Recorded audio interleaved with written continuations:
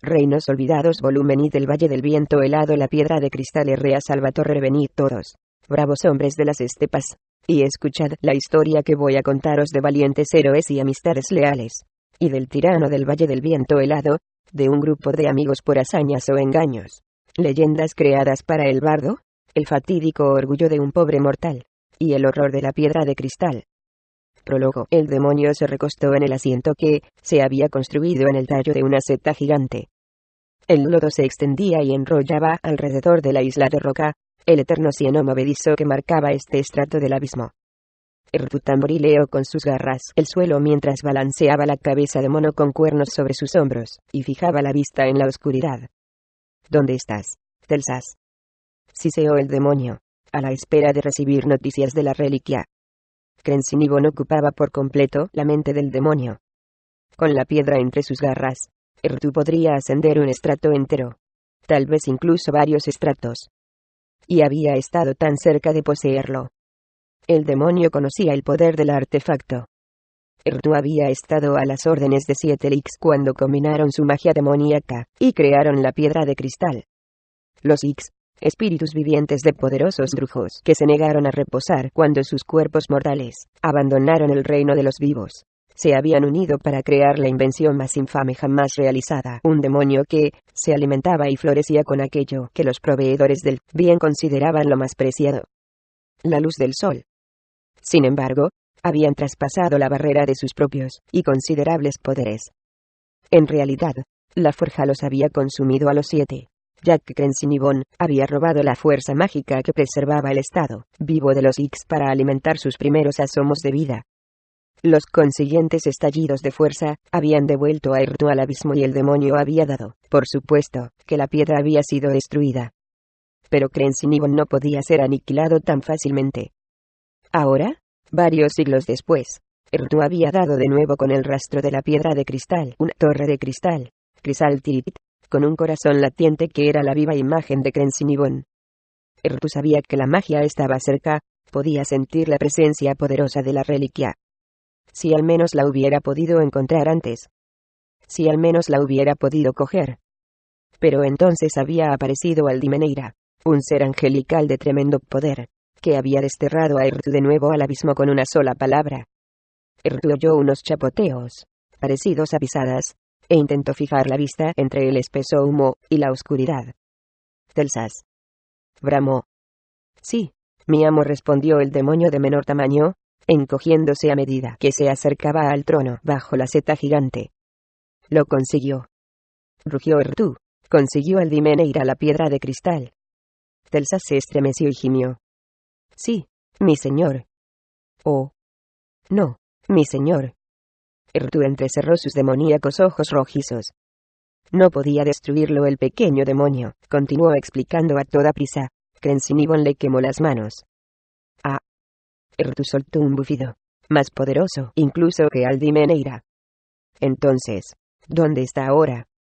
¿Lo trajiste, o permanece todavía en la segunda torre de cristal? Telsas volvió a gemir.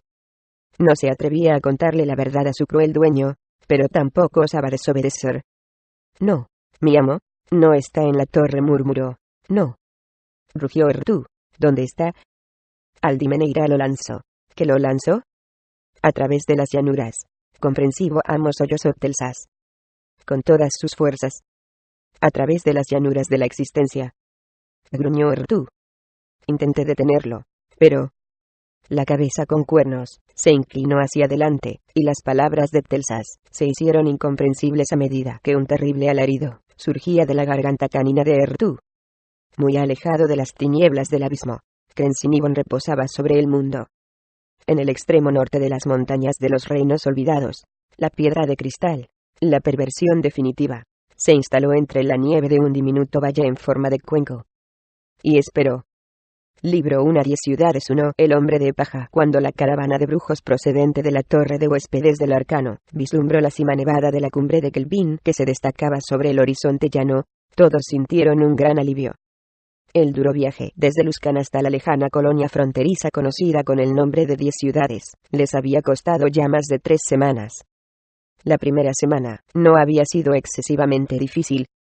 El grupo se limitó a ir bordeando la costa de la Espada, y, aunque viajaban por el extremo más norteño de los reinos, la suave brisa veraniega que provenía del mar impenetrable era bastante agradable. Sin embargo, cuando empezaron a bordear los espolones de la columna del mundo, la cadena de montañas que muchos consideraban el lindero más al norte de la civilización, y se adentraron en el Valle del Viento Helado, los brujos comprendieron al instante por qué les habían aconsejado que no emprendieran el viaje. Les habían descrito el Valle del Viento Helado, una tundra árida y accidentada, como uno de los lugares más inhóspitos de todos los reinos, y, tras un par de días de viaje a través del extremo más norteño de la columna del mundo, el de Luke, Dendivar el Moteado y los demás brujos de Luskan comprendieron que la fama era por completo merecida. Rodeado hacia el sur por impenetrables montañas, limitado en el este por un enorme glaciar, y en el norte y oeste por un mar de incontables icebergs, solo podía accederse al Valle del Viento Helado a través del paso entre la columna del mundo y la costa, un camino utilizado por muy pocos, excepto los mercaderes más osados. Para el resto de sus vidas, dos recuerdos quedarían indeleblemente marcados en la mente de los hechiceros siempre que pensaran en este viaje. Dos características del Valle del Viento Helado que los viajeros nunca olvidaban. En primer lugar, el gemido interminable del viento, como si la propia tierra se quejara continuamente de un sufrimiento atroz. Y, en segundo lugar, el vacío que imperaba en el valle, kilómetros y kilómetros, observando tan solo la línea gris y marronácea del horizonte. El destino de la caravana constituía la única variación del paisaje del valle. 10 pequeñas ciudades situadas a orillas de los 3 lagos de la región, bajo las sombras de la única montaña, la cumbre de Kelvin.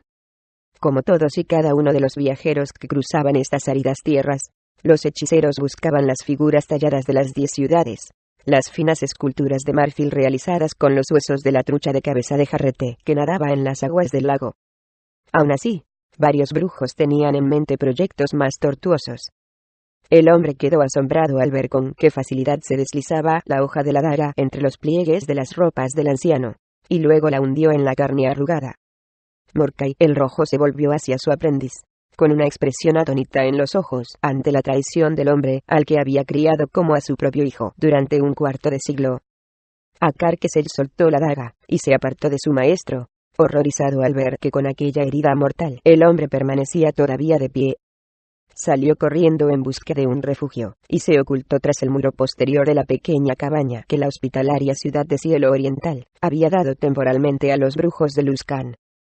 Kesej temblaba visiblemente, evaluando las posibles consecuencias que tendría que afrontar ante la cada vez más evidente probabilidad de que el viejo mago hubiese encontrado el modo de desafiar a la propia muerte. Qué terrible destino le impondría su poderoso mentor por semejante traición. ¿Qué tormentos mágicos podría conjurar un poderoso y verdadero mago como Morkai para superar las torturas más atroces de toda la tierra? El anciano fijó la vista con firmeza en Akarkesej, a pesar de que la luz empezaba a abandonar su mirada moribunda. No preguntó por qué, ni siquiera cuestionó los posibles motivos que pudiera tener Kesej. Sabía que en aquello había implícito un afán de poder, que era siempre el centro de cualquier traición de ese tipo. Lo que más lo confundía era el instrumento, no el motivo. Kesej. ¿Cómo podía Kesej, el aprendiz holgazán cuyos labios tartamudos apenas podían pronunciar el conjuro más simple, esperar obtener provecho de matar al único hombre que lo había tratado con algo más que una básica y educada consideración? Morkai el Rojo cayó al suelo, muerto. Aquella había sido una de las pocas preguntas a las que no había podido encontrar respuesta. Kesej permaneció recostado contra la pared, como si necesitara su apoyo tangible, y continuó temblando durante varios minutos. Poco a poco, la confianza en sí mismo que le había hecho dar un paso tan peligroso volvió a invadirlo. Ahora él era el amo. El de Luke, Dendivar el Moteado y los demás brujos del viaje lo habían dicho así. Una vez muerto el maestro, el Akarkesej merecería por derecho su propia sala de meditación y su propio laboratorio alquimista en la torre de huéspedes del arcano, en Luskan. El de Luke, Dendivar el Moteado y los demás lo habían dicho. ¿Lo hiciste?, preguntó el hombre corpulento cuando Kesej se introdujo en el oscuro callejón designado como punto de encuentro. Kesej ya asintió, orgulloso. El brujo de túnica rojiza de Luskan no volverá a actuar nunca más, proclamó, en un tono de voz demasiado alto, a juicio de su interlocutor. Habla más bajo, estúpido. Dendivar, el moteado, un hombre de aspecto delicado, oculto a la defensiva en las sombras del callejón, hablaba en el mismo tono monótono de siempre. Dendivar abría la boca muy pocas veces, y, cuando lo hacía, procuraba no otorgar el más mínimo énfasis a sus palabras. Siempre se escondía bajo la capucha de su ropa, y había algo frío en él que irritaba a las personas que lo conocían. Aunque aquel brujo era el hombre más pequeño y menos imponente de todos los componentes de la caravana que habían realizado el viaje de 650 kilómetros hasta la colonia fronteriza de las 10 ciudades, Kesey lo temía más que a ningún otro.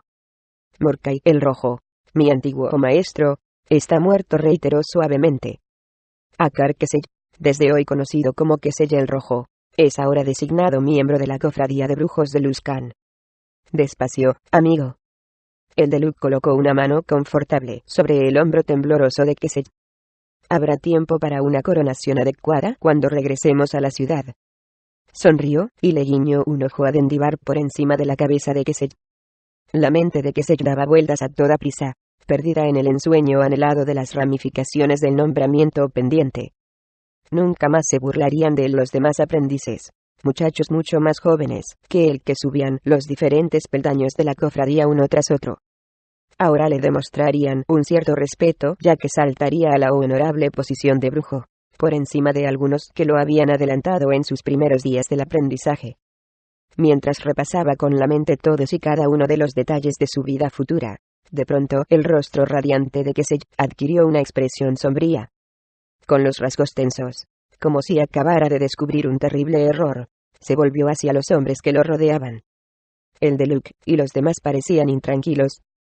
Todos ellos comprendían a la perfección cuáles serían las consecuencias si el archimago de la torre de huéspedes del arcano llegaba a enterarse algún día de su acción homicida. ¿La ropa?, preguntó Kesey. Tendría que haber traído la túnica roja. El Deluk apenas pudo reprimir un suspiro de alivio, pero Kesey lo tomó como un gesto reconfortante de su nuevo amigo. Debería haber pensado que solo algo tan trivial podría haberlo conducido a realizar un ataque semejante, se dijo el Deluk, pero en voz alta, añadió simplemente: no te preocupes. En la torre de huéspedes hay muchas más túnicas.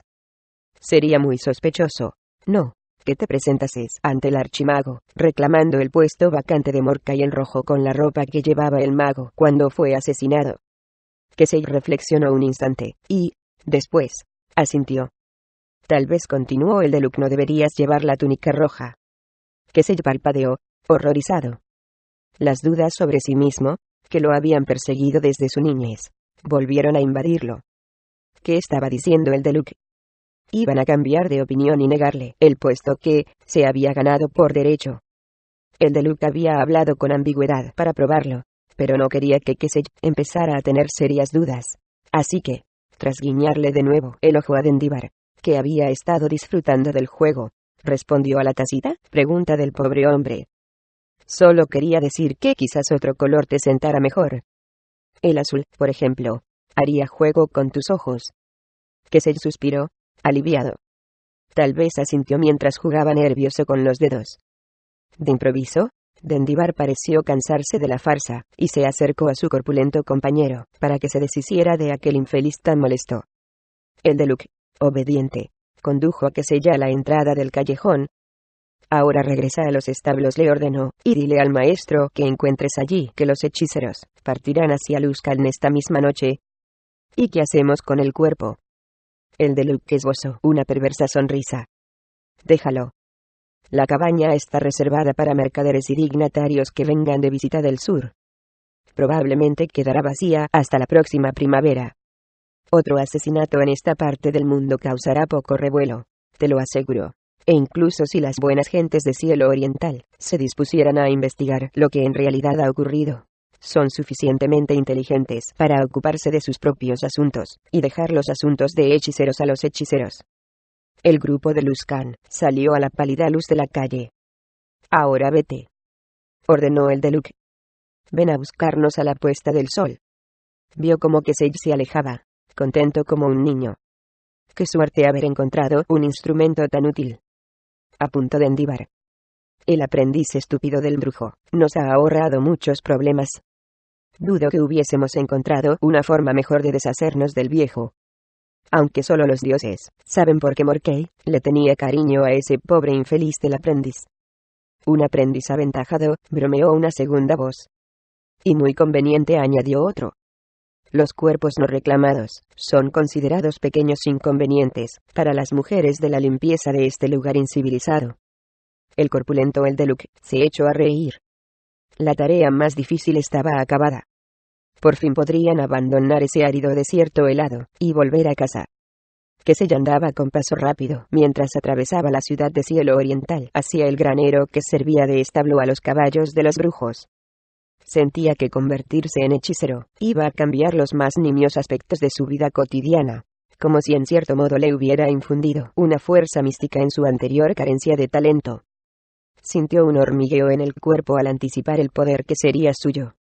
De pronto, pasó frente a él un gato callejero, que le dedicó una cautelosa mirada mientras se alejaba. Kesey frunció el entrecejo y observó a su alrededor para comprobar que nadie lo estuviera mirando. ¿Por qué no?, murmuró.